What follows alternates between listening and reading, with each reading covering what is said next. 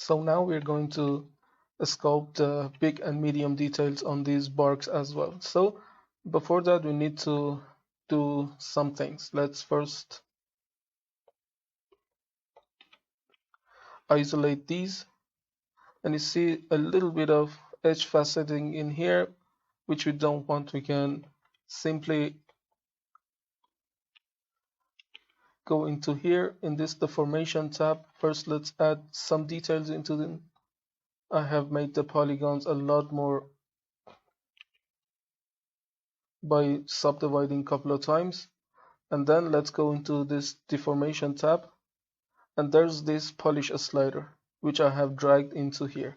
And by this polish we're going to add a lot of smoothness in this here. So let's try polish, and it's going to make it a lot more smoother. And the more polygons you have, the more it's going to take for calculations. And I believe it has added a bit of polishing into here, and that is not what really we want. And if you want to make it more progressive, you want to enable this circle in here. It's very tiny and hard to see, but if you click on it and start to polish it, you will get a lot more aggressive results. And as you see, it done a basic polish for us, but to get that ultimate smoothing that we want, we need to do this one more time on a high density. And because the poly count in here is very high, 13 million polygons, it's going to calculate a bit of time, but after all, it's going to be worth it. And in the meantime that it's calculating, let's go to Photoshop. I have separated 4 bark textures, one very low frequency, one medium, and a couple of high frequency ones. And we're going to create tiling displacement map out of these to help us during the sculpting process. So for this, let's go into crop mode, and let's see the resolution and how it is. Really, we can go on something like 248 on 496. Okay, 2048 on 1496, and it's good. It has separated this part for us, and this is where we can use it. Okay, let's make a PSD out of it, and as you see, the smoothing in here is done, and we're getting the proper result that we wanted. So just you need to try a couple of times to get the smoothing that you want. So in here, let's save it as PSD, and we need to do some things on here. So drag the slider down, and I'm not going to do anything with it. It is already a good thing. Just let's add a bit of contrast to add some higher quality details in here. That's all we want. So let's see the resolution. We can make it, let's 2048 by 4K. And now we can go to other offset and 1024 by 2048. It's half of the image that we have here. So let's go to healing mode, healing brush mode, and start to blur this line.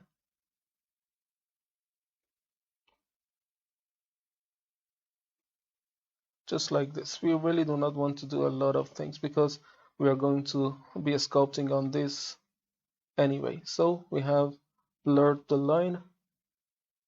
Let's go to filter, offset, and offset it back to the same place it was, and hit save. And for testing, I'm going to sculpt and bring this into ZBrush. So let's go in the displacement tab, and from here import. And this is the same bark, and let's see what it does. Let's add just a bit of displacement.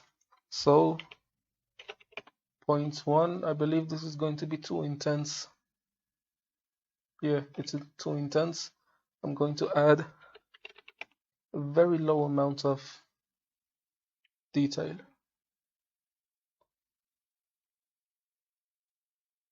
So this one is good, but the details are still so prominent. Let me come in here and apply the displacement on a lower amount, and this is starting to look good in terms of what we want. So let's go and create other displacement map as well. So this is going to be too high intense, and I believe I will end up using this because it has a lot of more finer details than this. This is very high frequency, but this is a bit more like it. So let's see the resolution.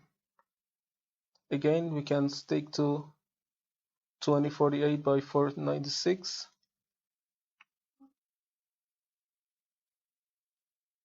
and let's grab from the center and make this black and white. And one thing to make it a little bit more interesting and not having a lot of noise is by blurring it. Let's go to blur, and we can use blur, and of course Gaussian blur to blur just a bit so that it's not so high intensity. Let's zoom on it to see the effect a little bit better. And now you see it has blurred it a bit. And now let's go into contrast and add a bit of contrast, but I'm not going to add contrast. And let's save it as PSD. And instead of this, let's bring that one. This is what we want. And now apply displacement. This is very much low. We need to remove a 0 from this to make it 10 times stronger. We still need to be a lot more stronger. And this strength value really depends on the type of the texture that you create.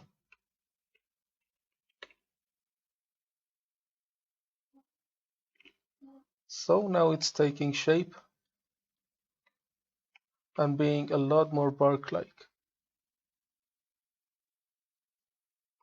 So let's make it a bit stronger, 5 times. No, it's too intense and too noisy. Instead of 5, let's make it 2.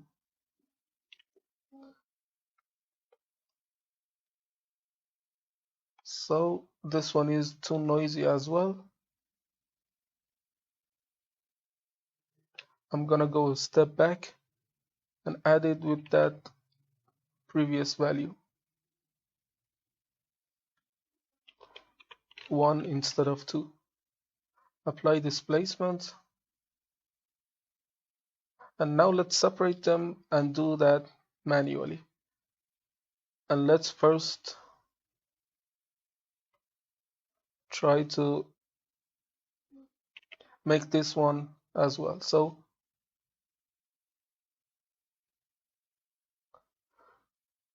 let's select it. And let's invert. No, the invert isn't working. So I'm going to export this the way it is to see what happens. So save it as PSD.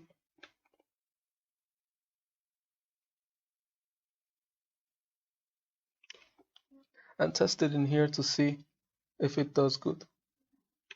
Okay, let's select it and apply displacement.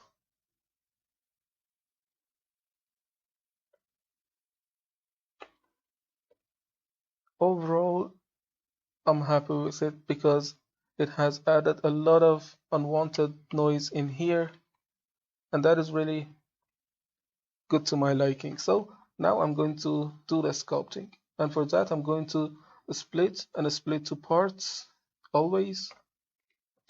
And now it has done the separation for us, and we are ready to sculpt one on one. And first I'm going to use the clay brush rectangle and start to use those alphas that we added,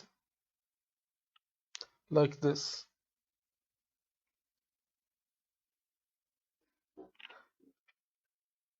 And if I start to add it, you see it adds a lot of displacement into here, which is a good thing now that I'm looking at it. So that is backspace, back face,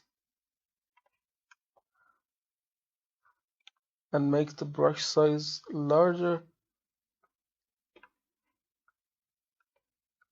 But now the effect is a bit too strong. Let's make it weaker. It adds a good amount of displacement into woodbarks in here. So let's make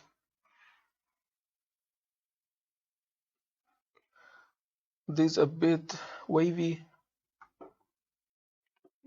and add the wave in here as well.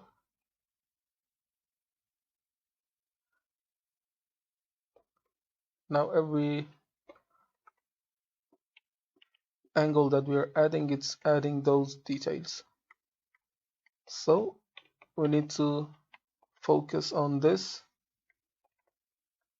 and we can do Dynamesh to make the polygon distribution a little bit heavier. So no, it has deleted a lot of polygons from this, but that is not a problem. It has kept the basic things that we needed. So again, we need to go into this trim smooth border, and with the harsh alpha start to add some details onto this. And we want a lot of this broken wood stuff in here.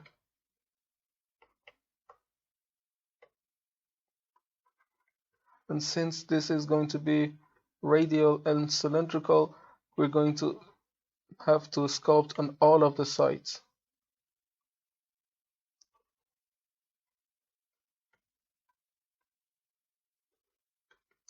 And later on, we start to add those finer details.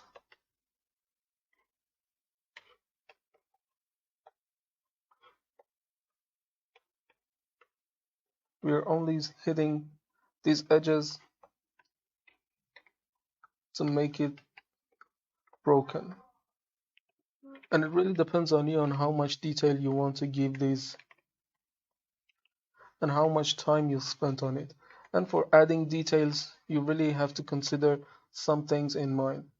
One is how far it's going to be from the player's point of view, and two, how regular it's going to be viewed. And if it's going to be viewed so often and player can interact with or get close to it, you want to add a bit of detail into it.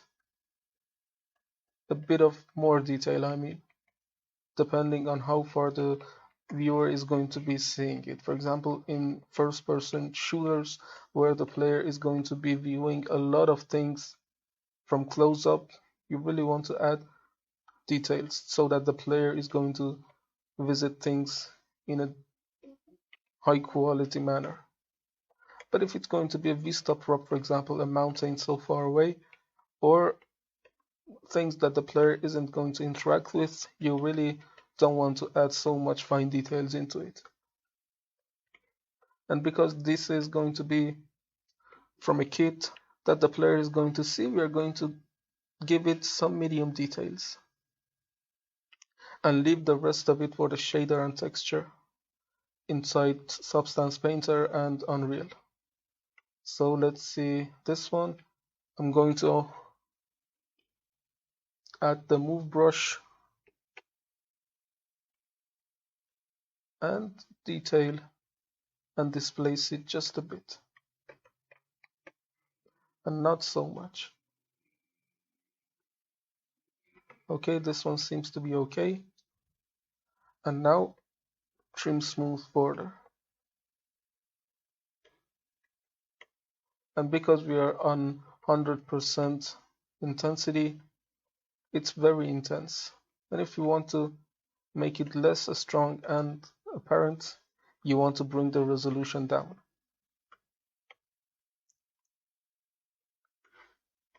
And normally when you try to sculpt, I'm adding the large and medium details inside ZBrush, and when it comes to small and tiny details, I'm going to add them inside Substance Painter or inside Shader inside Unreal Engine. It depends on you on how much you want to go, but I always find that adding those finer details inside Substance or Unreal will be a lot more pleasing to the eye and to the time that you are going to spend on a prop. I'm going to leave this as is, not displacing it so much, but only hitting it from some angles. And always try to hit shift so that it snaps to a certain view, and later on you're able to visit that better. So this is good. Let's go for the next one. And I'm comparing it against the size of that one. So these hit edges are a bit stronger than the one that you see on there.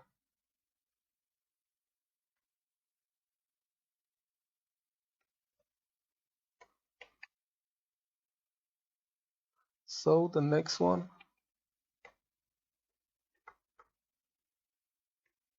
this is so bigger than that, and we need to be stronger on this one as well.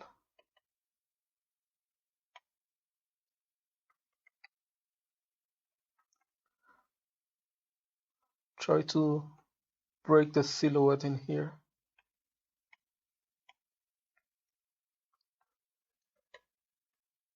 And since our game is supposed to be a third-person view, which you saw in Unreal, we're not adding those ultimate details, because spending your time on something that is not going to be viewed is really not what you want to do.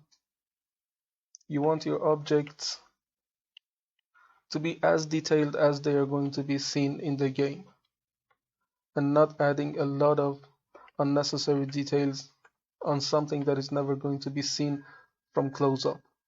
So you have to be wise and not going too overboard with detailing these meshes. And you might be tempted to add a lot of finer details, but later on in gameplay you find out that this is going to be hidden under something or not being viewed by the player, so that the effort that you put on that is going to be wasted. So always try to have in mind that the objects that are going to be viewed the most and going to be viewed by the player regularly and on close basis, you want to detail them out the most. And since this is going to be a modular kit, we're going to be as generic as possible and start adding details that are general, not so unique. Because later on, if you start to add a lot of unique details, you're going to have a lot of repeating in the scene. And you don't want that. For example, you don't want to add something like this to all of your objects, because if you try to repeat that, the player is going to notice. So you have to be so wise about it.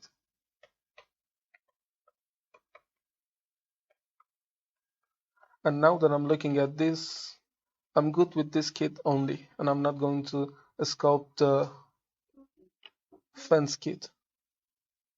I only create these barks, and then later on we'll create the fence kits using these barks as well, and add some ropes and things like that to make it unique, make it look unique So the last one is a tall one either. So let's make the edge distribution a little bit random and go to move brush and displace it just a bit.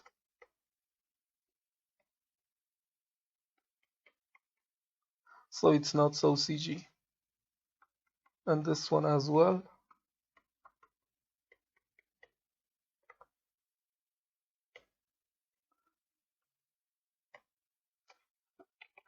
And this one as well.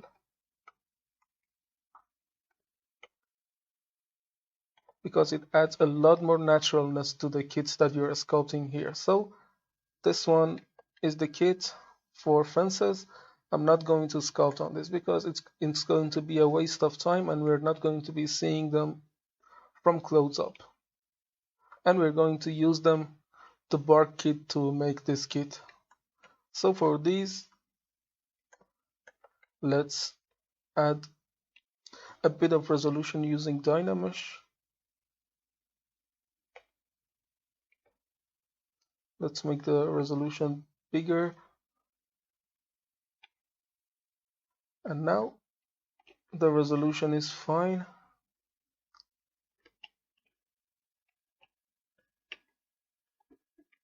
And we're not going to add a lot of detail into this because, as I said, these are really small props that are not going to be visited from close up.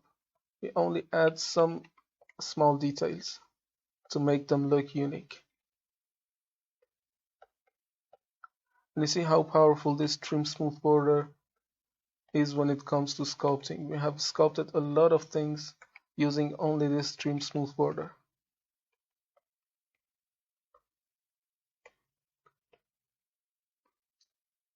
And this sculpting is just to make them unique and not so like each other.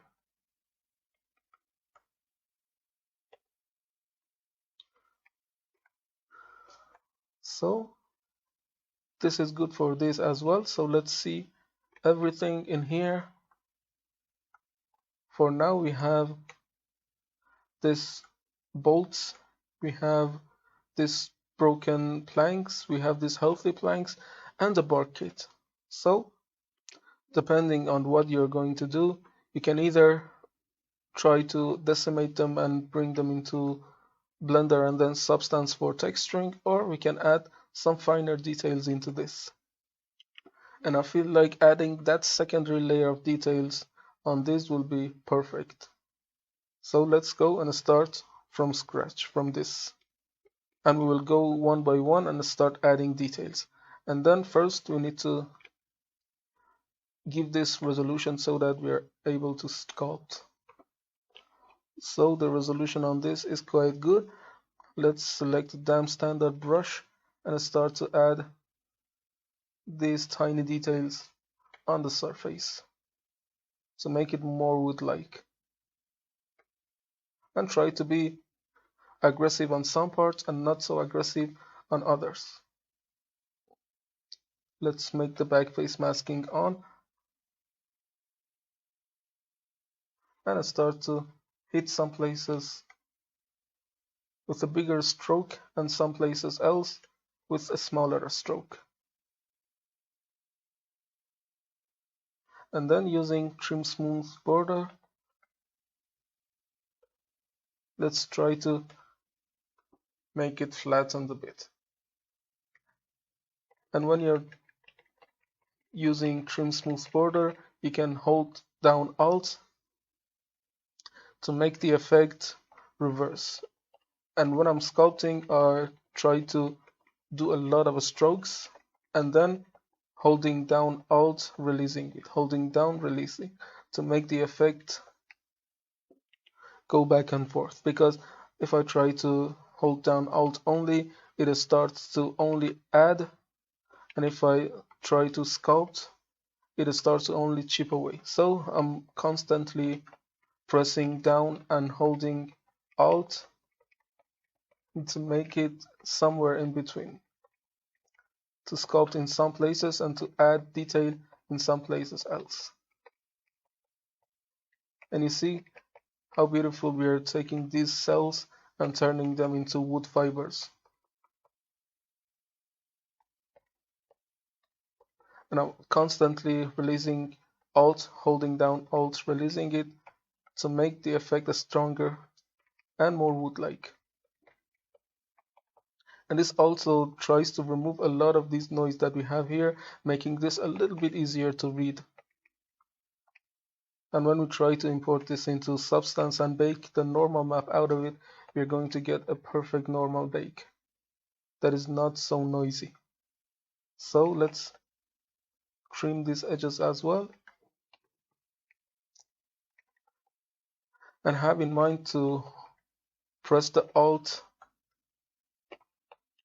and releasing so often to make those details that you want. So let's go for it.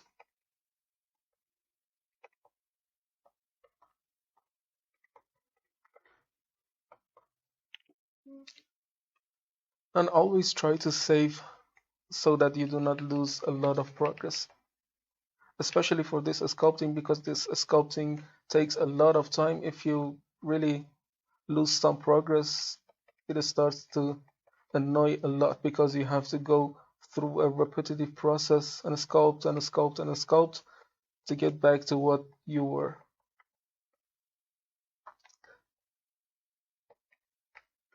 So you see, looking at all of sides, we're getting a noisy thing like a wood.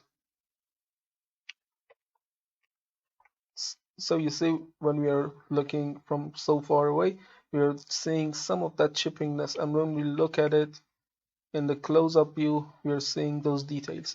And now what you're going to do is adding either some finer details and make this even more high resolution on, or leave those details for Substance.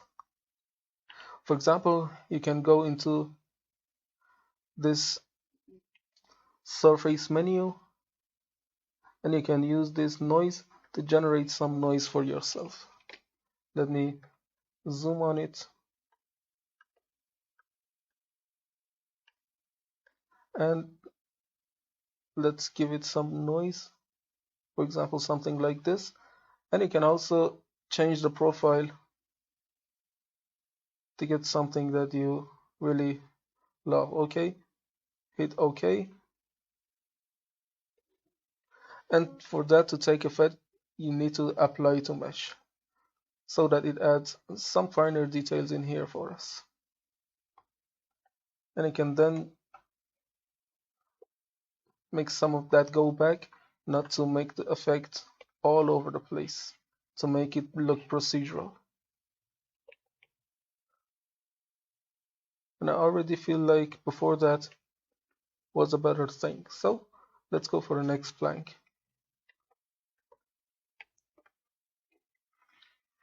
We need to give it some detail, either using Dynamesh or by smoothing. So let's go for Dynamesh.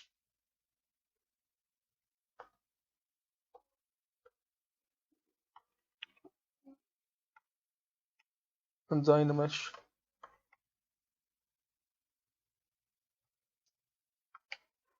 And I'm going to bring the resolution up and hit Dynamesh again to get a lot of polygons back. Okay, it crashed, and now we see the importance of having those backup files. So we are back to the last save that I made, which is 3 minutes back. So we didn't lose anything. We are here to sculpt. Okay, so let's go for trim smooth and start to hit some of these places. And before that, we can use this to add those details on here. Make some of them big, some of them small, and some of them medium, somewhere in between. And don't make the effect too strong on all of the places. You see, these are bigger, these are medium size, and these are small. And make this back face mask on so that it doesn't hurt that side. And you can hold down Alt to make the effect reverse. Instead of chipping into the surface, we are adding to the surface instead. See, it's protruding out in this part and going in this part. Also, you can hold down Alt and release it to make the effect that you want. So you can even make the brush size smaller to add those smaller details, and make this as many sides as you can, because later on by rotating this we have 4 pieces of plank individually, and leave some unique details on every side so that when we rotate we get individual planks as many times as we want. For example, in here there's one plank, in here another plank, here another plank, and here another unique plank. And now that are adding those finer details, try to add that Alt, holding down Alt, release, hold down Alt, release, not only to chip away from parts, but also adding to some parts as well, instead of only trying to chipping from it.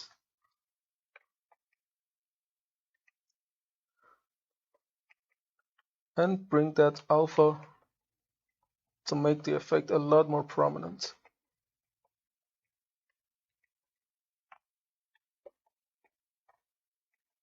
And I hope later on they will start to add some procedural sculpting tools inside ZBrush, for example, for adding damages to edges or things like that. The procedural effect will be a lot more effective than starting to add a lot of hand placed details like this that takes a lot of time to sculpt. But once you get the hang of it, the sculpting process becomes a relaxing thing. Really loving to sculpt. The only bad thing about the sculpting is that it takes a lot of time if you want to make the effects perfect. And this is where you can use the alpha.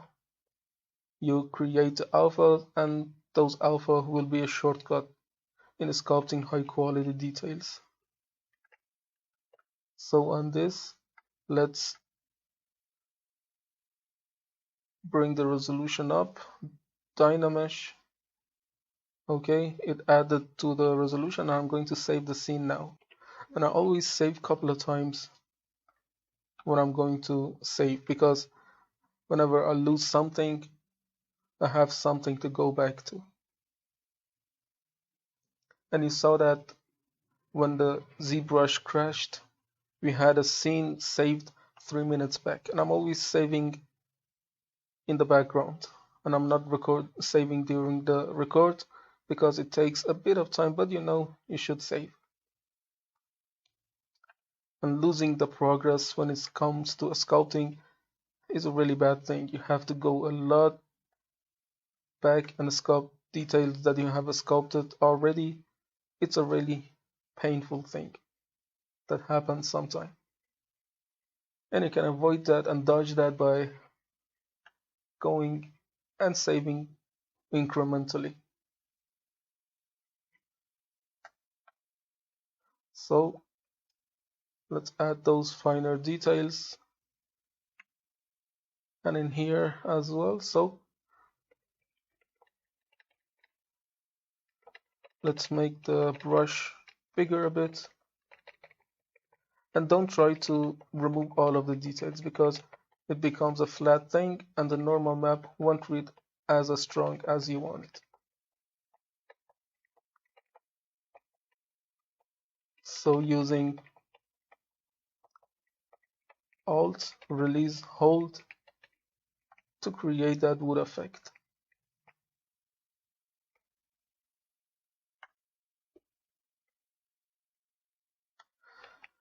And in this side as well. And if you try to make the brush size too large, you're going to remove from a lot of details. So make the brush appropriate size so that you don't erase or over detail anything. And you might be tempted to add a lot of detail and noise in this.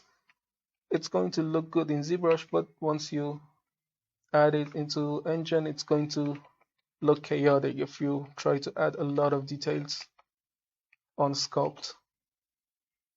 But later on, we're going to add those finer details through shader in Unreal Engine or in Substance Painter using detail normal maps. So the next one, and it's going to be the repetition of the same thing. We're going to add wood fibers in here, make each side unique, and try to sculpt the surface so that we can use it and rotate it as many times as we want. So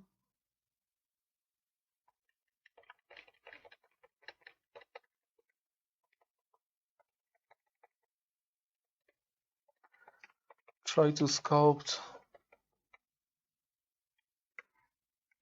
and sculpt on here also. And I haven't added any detail into here, and I'm going to only add some cell noise in here so that this wood isn't as high frequency as others. Just some tiny noise.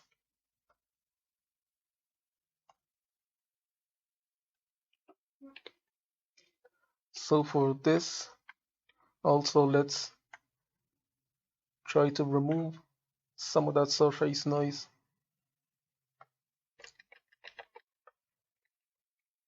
And make it not so noisy. And always try to have as much variations in your kit as possible. It's a good thing to have a lot of variations so that you're able to do a lot of things with them. And if you try to make them all unique, you will get the best out of them. And if you try to make them all the same, you're not going to get as much variation as you want.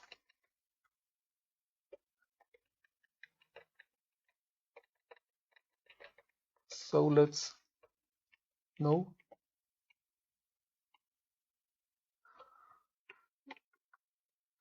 So I'm happy with this. Let's go for the next one.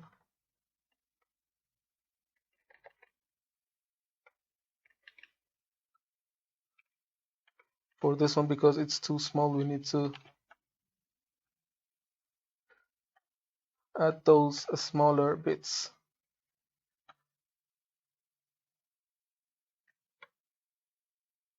And because this is a wood, we're going to be directional.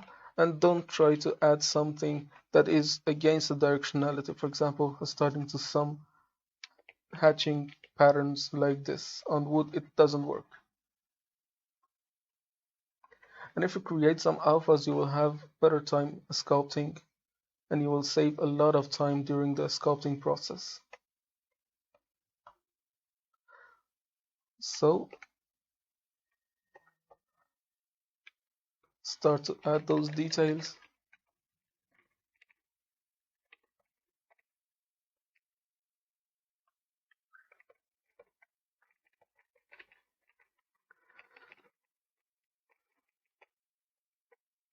Okay, this is about it.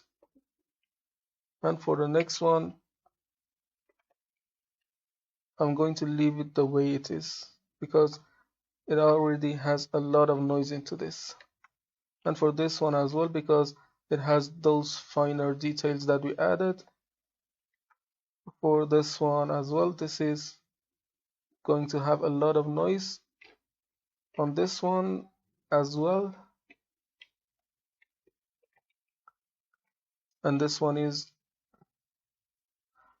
getting the amount of noise that it desired because the displacement map that we add to it, and this one is doing alright, okay.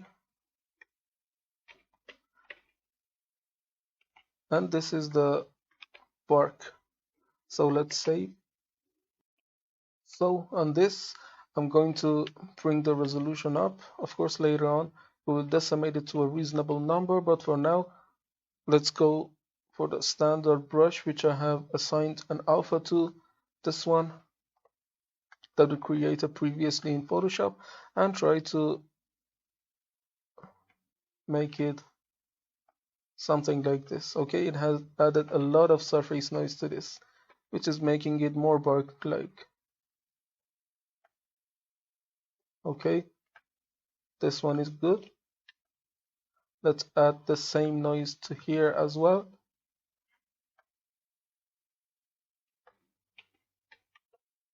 I'm going to make this one noisy as well.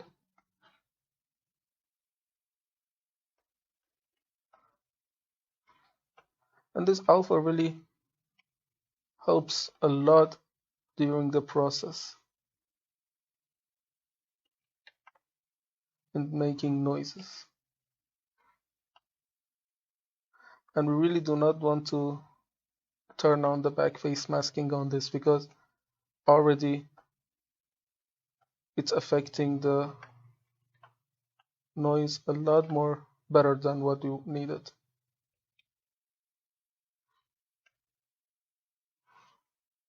Okay, this is it about sculpting. So let's select all of them,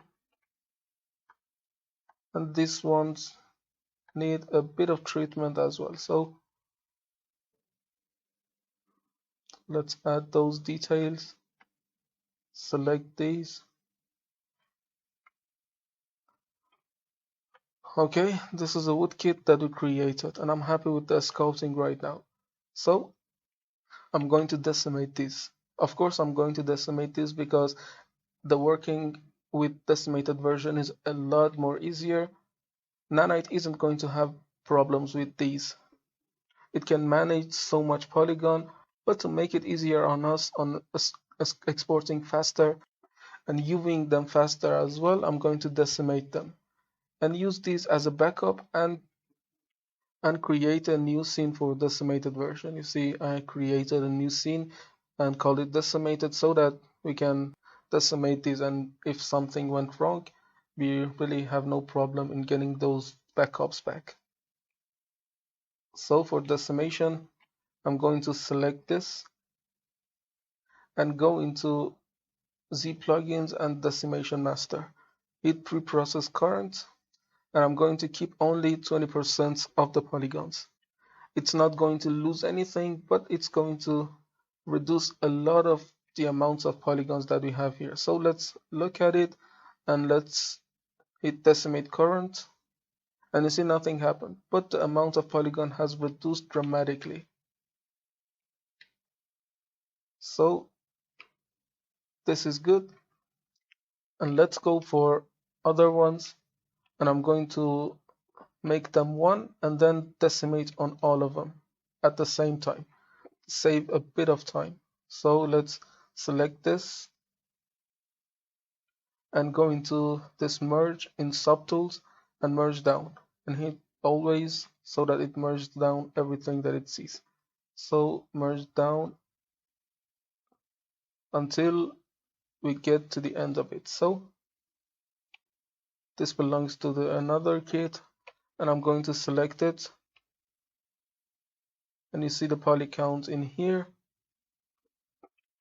and I'm going to hit pre-process, and it's going to take a bit of time to calculate this, and then we decimate it, and it's going to decimate all of them to only 20% of the polygons, so that later on when exporting into Unreal and Substance we have a better time, and when UVing them inside Blender. So decimated without losing anything.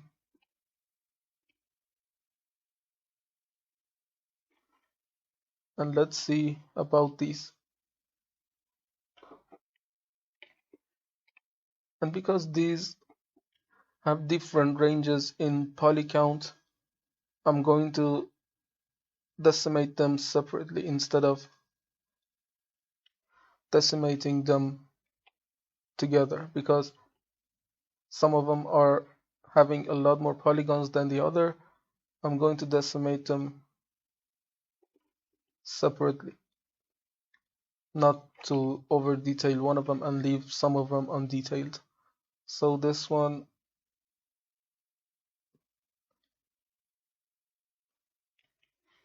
okay. The next one, you see it has a lot more polygons compared to this tiny one.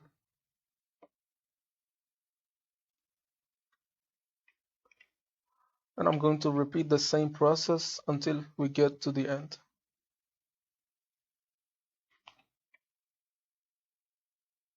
And this one is huge. This is 3 million piece, and let's compare it with the others beneath it. 1 million, 5 million, and this is why I'm taking them and decimating them separately. So calculation done, and now decimate. And it's overall having a lot of polygons and unnecessary polygons. I'm going to go another step further and decimate the current thing by 20% again. And we lost a lot of polygons without losing any quality. And you can go one step further and start to decimate it more. Now that I'm looking at it, we have a lot of polygons in here. Of course, as I said, Nanite really doesn't have any problems with high amounts of polygons. We just need something to go a bit faster. So I'm going to hit pre-process on this. And this time, instead of using 20%, I'm going for 10 to optimize it more, because later on, when UVing them inside Blender, we are going to have a bit of problem with those high details of polygons. And Blender, although it has progressed a bit in terms of working with high quality meshes, but it has a little bit of more work to do. So we are only going to decimate these for Blender, because Unreal and Substance really do not have any problems with high amounts of geometry.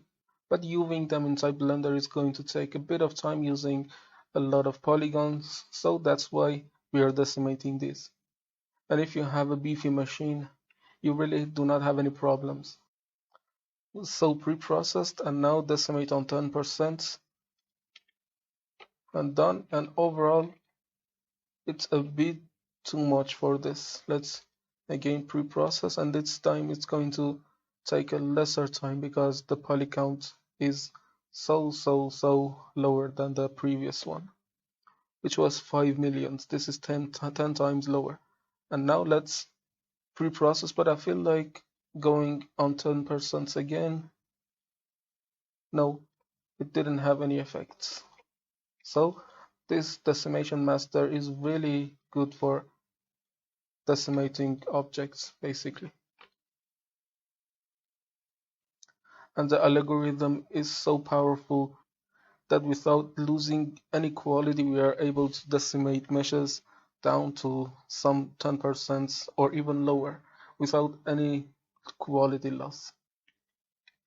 And one thing that you can do is keeping the high quality versions and bake them onto these inside Substance, and use these as low poly and try to bake them on these to get that level of detail. But we're going to see what happens. So on this one, I'm going to decimate it by 10% as well. And on some of them, we can go even lower. And this going lower, as I said, is only for Blender, because it has a bit of problem using the high quality meshes. It has become a lot better since the release of 3.0, but it has now some problems. It needs to be a lot better than that. So this one again, and hit decimate current. It did it. We can go one step below without any problem. Yeah,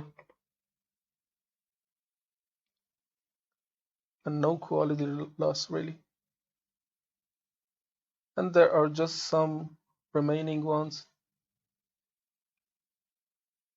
and all of them have the same resolution. So I'm going to merge them down so that I can decimate them together. So let's decimate, and I feel like going 10% will be enough for these. And because there are a lot of polygons in here, it's going to calculate a bit more, but later on it's going to be worth the time that we put in here, and we save the time of UVing into Blender. And these ones are only kits that we are going to build modular kits out of this. For example, if this is going to be 1 million piece, it's going to be good by itself, but when we try to create a fence that is composed of multiple one of these, we're going to have nightmares by those high amount of polygons.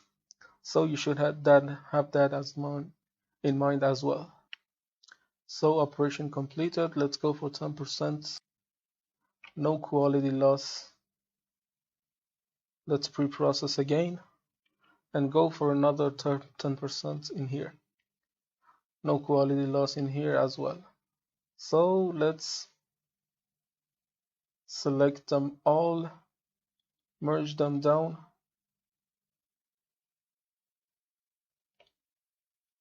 merge these kits,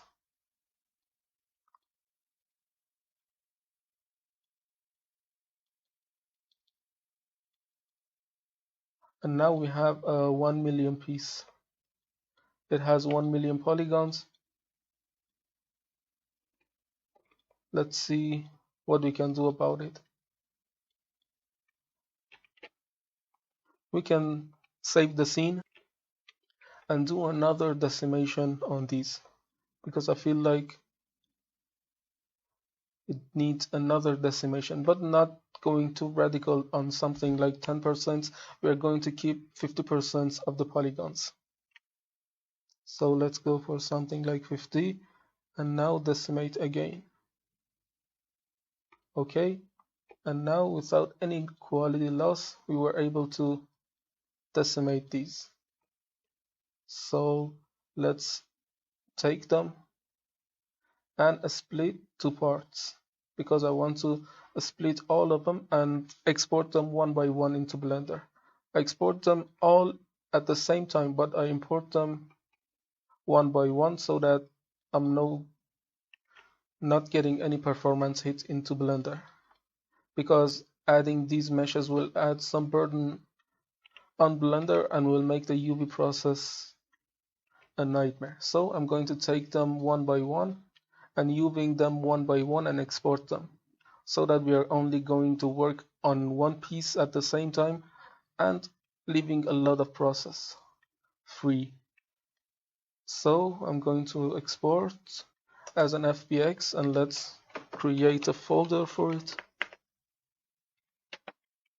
Or we can go in this Z plugins and use subtool master and export it from here.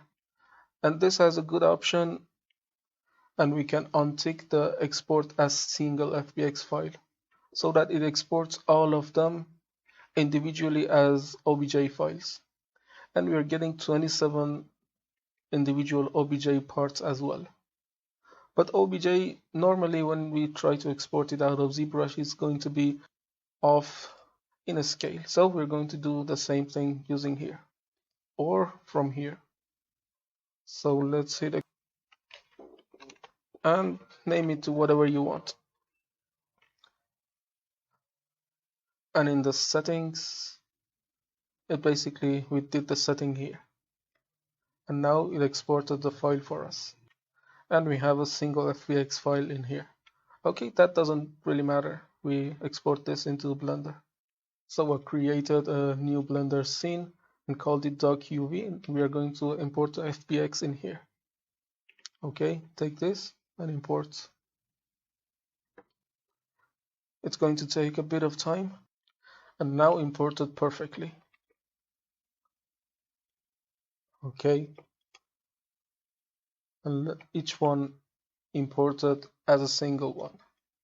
So what we can do here is now save the scene and go about UVing these.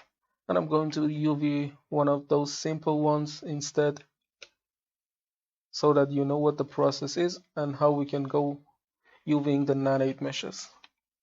And before that, let's keep all of these white material so that it's easier to work with. So I have this one.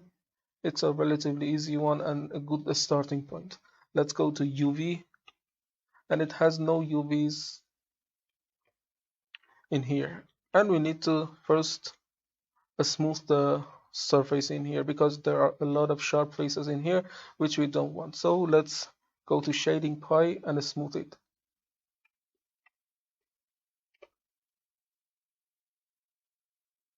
Or go to this menu in here and normals,